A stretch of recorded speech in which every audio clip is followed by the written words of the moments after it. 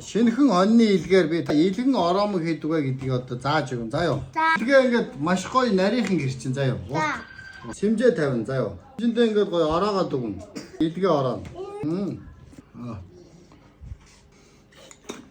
Өдөнгөө бараа ингээд ороочихсан заяа. Ингээд нарийнхан.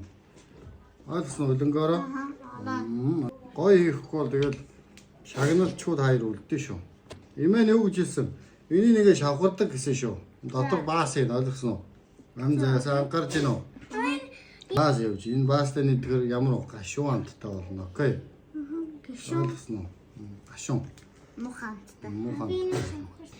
За манай хоёр ихтгэж байна. За зүйтэй. Өө зөө.